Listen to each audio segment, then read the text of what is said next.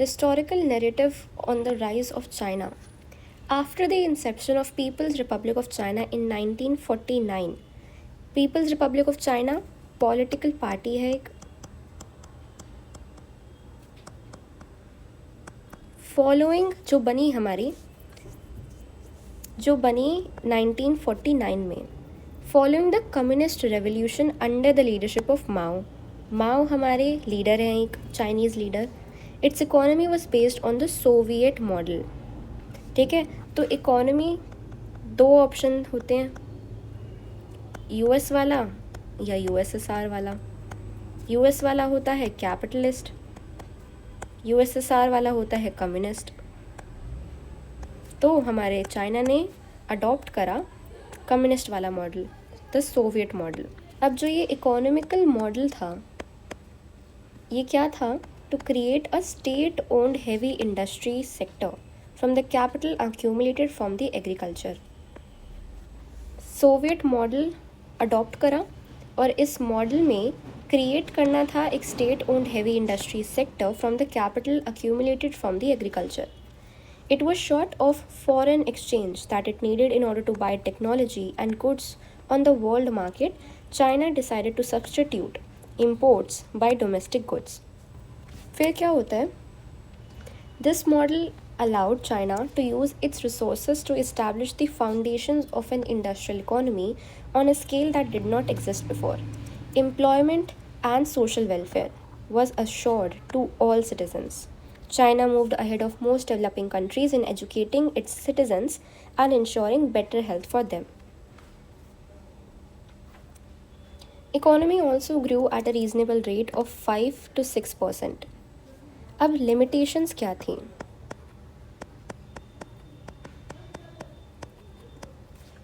Reasons why China established relations with US or the limitations.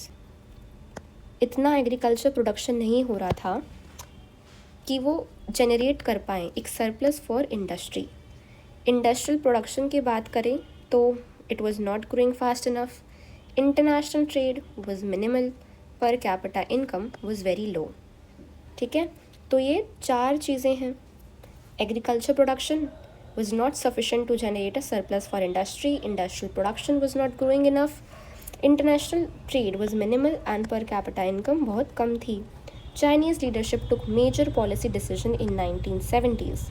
China ended its political and economic isolation with the establishment of relations with the United States in 1972. तो US के साथ relations कब establish करें? 1972 में. Now, China's way towards capitalism or the steps taken by China that led to the rise of its economy. Very important. Question आता है board exam में भी, डायरेक्ट क्वेश्चन आया था यही वाला कि what are the steps which are taken by China that led to the rise of its economy. Direct question है, बिल्कुल ऐसे ही लिखना है पॉइंट वाइज जैसे मैंने लिखा हुआ है सब हेडिंग्स के साथ. First point is 4 मॉडर्नाइजेशंस.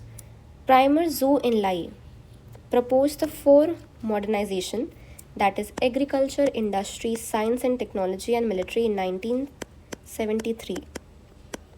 ठीक है, तो सबसे पहले क्या हुआ? सबसे पहले हुआ 4 मॉडर्नाइजेशन. प्राइमर जू इन लाई ने करा. क्या थी वो 4 चीज़ें? Agriculture, industry, science and technology and military in 1973. Second step है open door policy. By 1978 the then leader Deng Xiaoping announce the open door policy and economic reforms in China. अब ये जो पॉलिसी थी, this policy was to generate higher productivity by investments of capital and technology from abroad.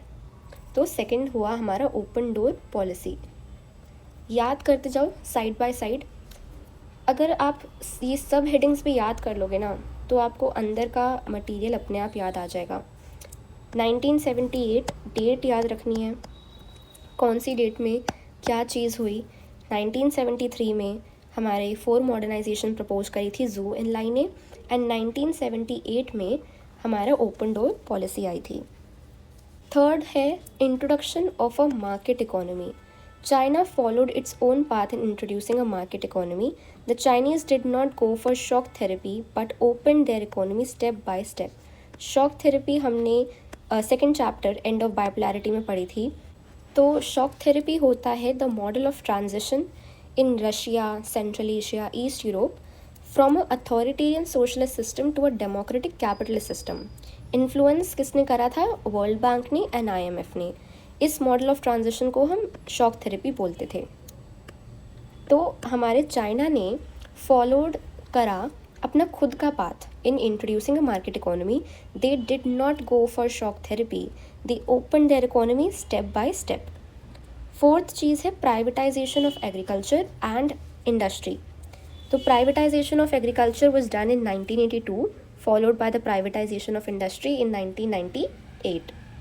Fifth step was removal of trade barriers. Trade barriers were eliminated only in special economic zones where foreign investors could set up enterprises. In China, the state played and continues to play a central role in setting up a market economy. SEZs, special economic zones, are the areas which are established to attract foreign investments. क्या impact पड़ा? जो economic policies adopt करी China ने, those policies helped China to break from stagnation. Chinese economy break हो चुकी थी stagnation से. Privatization of agriculture led to a remarkable rise in agriculture production and rural incomes. ठीक है, जो प्राइवेटाइजेशन ऑफ एग्रीकल्चर कब करी गई थी? 1982 में. उससे क्या हुआ? रिमार्केबल राइज हुआ in agriculture production and rural income. High personal savings in the rural economy led to an exponential growth in rural industry. The Chinese economy, including both industry and agriculture, grew at a faster rate. New trading laws, creation of SEZs से क्या हुआ? Phenomenal rise हुआ in foreign trade. China became the most important destination for foreign direct investment. अब China के खुद के पास इतने large foreign exchange reserves हैं कि वो कहीं पे भी इन्वेस्टमेंट कर सकता है. चाइना ने China's accession to WTO in 2001 has been a further step in its opening to the outside world. Now the problems in Chinese economy. सबसे पहला अनएम्प्लॉयमेंट, जो कि सबसे पहला unemployment. Second, female employment and the conditions of work are as bad as in Europe of the 18th and 19th centuries. Environmental degradation and corruption have increased besides a rise in economic inequality between rural and urban residents and coastal and inland provinces. Important है, question आ जाता है problems के ऊपर. Dominance of China. अब ये एक question है NCERT का और ये एग्ज़ाम्स में भी आता है. Regionally and globally, China has become an economic power to reckon with. And इसका आंसर क्या होगा? इसका आंसर होगा कि जो इंटीग्रेशन है चाइना की इकोनॉमी का and the interdependencies that this has created has enabled China to have considerable influence with its trade partners. तो चाइना की इकोनॉमी का जो इंटीग्रेशन हुआ है उसकी वजह से चाइना को एक इन्फ्लुएंस मिल चुका है with its trade partners. China के कुछ इश्यूज़ थे with Japan, US, Asian, Russia, जो अब सॉल्व हो चुके हैं बाय इकोनॉमिक कंसिडरेशंस. एंड जो हमारा चाइना है वो रिजॉल्व करना चाहता है अपने डिफरेंसेस विद ताइवान. 1997 के फाइनेंशियल क्राइसिस में चाइना ने कंट्रीब्यूट करा था to the Asian economies. China ने इन्वेस्टमेंट करी है एंड एड पॉलिसीज़ करी हैं in Latin America and Africa, जिससे चाइना बनता है एक global player on the side of developing economies. अब इंडिया एंड चाइना के रिलेशंस की बात करते हैं. क्या हिस्ट्री रही है और अब क्या सिचुएशन है. सो पहले क्या था कि जो भी रीजन्स थे जहाँ इंडिया और चाइना अपनी इन्फ्लुएंस एक्सरसाइज करती थी, दे रेयरली ओवरलैप्ड. ठीक है. And in 20th century when both nations confronted each other, they had some difficulty in evolving a foreign policy to deal with each other. Foreign policy को develop करने में कुछ difficulty आई दोनों countries में. And India regained independence from Britain, China regained independence from foreign powers. So एक hope जाग चुकी थी कि India and China both will come together to shape the future of the developing world and of Asia particularly. And हमें पता है हिंदी चीनी भाई भाई ये स्लोगन बहुत ज़्यादा पॉपुलर हो चुका था, बट क्या हुआ, बॉर्डर डिस्प्यूट हो गया. So, military conflict over a border dispute between the two countries marred that hope. मतलब जो hope थी वो अब ख़त्म हो चुकी थी. कॉन्फ्लिक्ट क्या था कि इंडिपेंडेंस के बाद ही both the states were involved in differences arising from the Chinese takeover of Tibet in 1950 and the final settlement of Sino-Indian border. ये इसके बारे में आप दूसरे चैप्टर्स में भी पढ़ेंगे कि चाइना ने तिब्बत के ऊपर कब्जा कर लिया था इन 1950. Final settlement of Sino Indian border, ये दो चीज़ें थीं जिसकी वजह से दोनों कंट्रीज़ में डिफरेंसेस होने लग गए. India and China were involved in a border conflict in 1962 over competing territorial claims principally in Arunachal Pradesh and in the Aksai Chin region of Ladakh. Other areas of conflict of 1962 in which India suffered military reserves had a long-term implications for India-China relations, and diplomatic relations between the two countries were downgraded until 1976. तो 1962 में war हुआ and 1976 तक कोई relations नहीं था दोनों countries के बीच में. अब दोनों कंट्रीज़ के रिलेशंस में इम्प्रूवमेंट कैसे आई, 1976 के बाद दोनों कंट्रीज़ में रिलेशंस इम्प्रूव होने लग गए after the change in China's political leadership. From mid to late 1970s China's policy become more pragmatic and less ideological. तो कैसे इम्प्रूवमेंट आई, चाइना की पॉलिटिकल लीडरशिप बदल गई, उसके बाद से इम्प्रूवमेंट आने लग गई.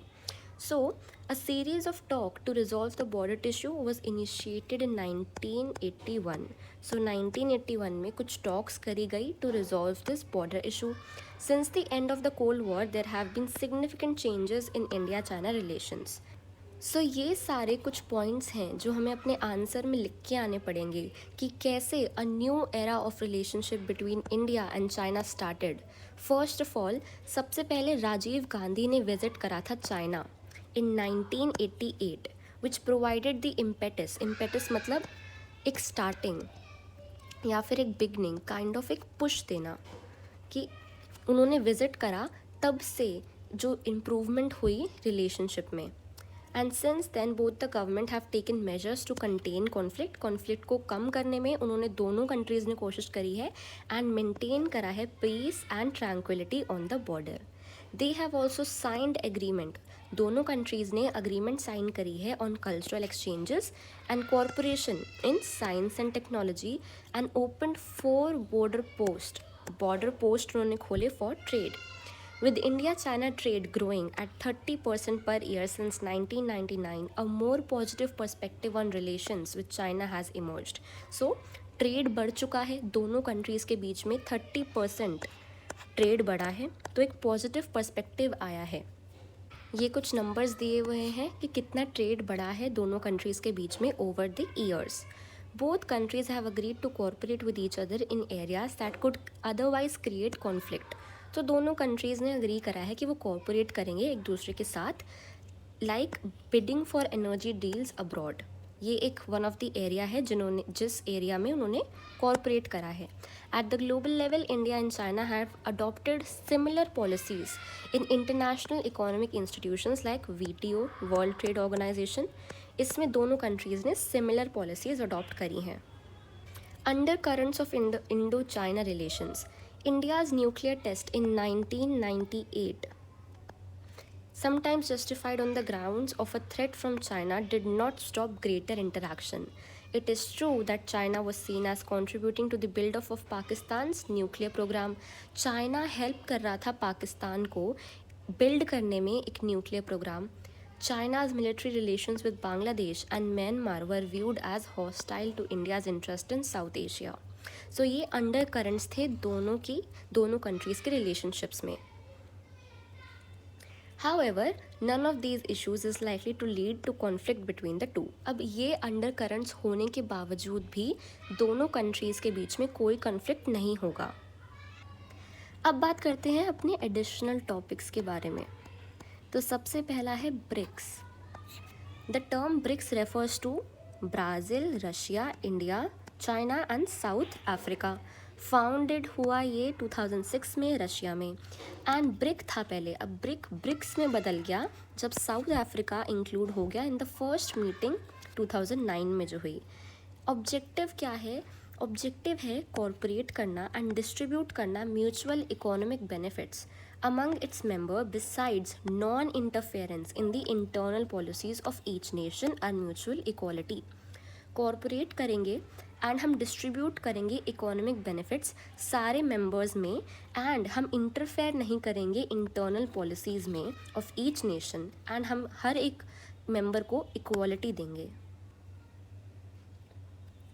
11th कॉन्फ्रेंस हुई ब्रिक्स की in 2019 which was chaired by Brazilian president Jair Bolsonaro.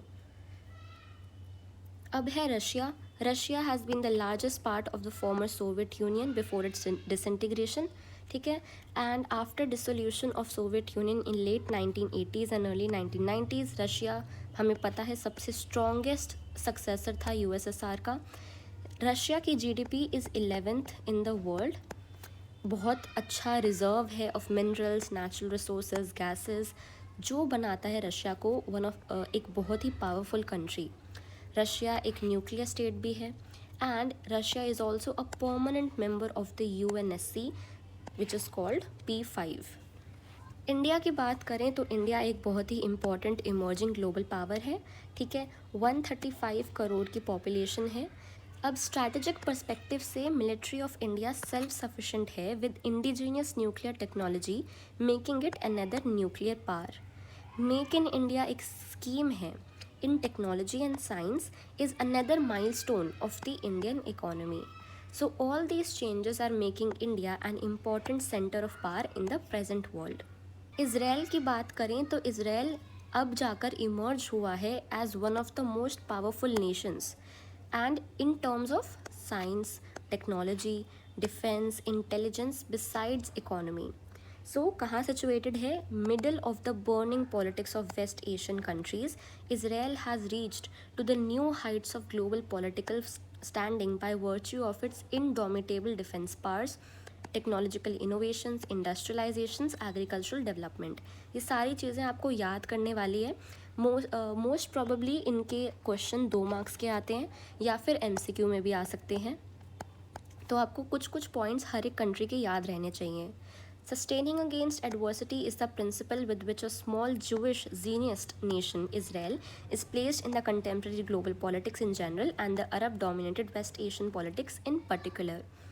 So this was about Israel, and with that we have completed our chapter. Do let me know which other chapter you want me to teach, and अगर कोई query है, कोई doubt है तो drop them in the comment section, and don't forget to like, share and subscribe. I will see you guys in the next video. Till then, keep learning.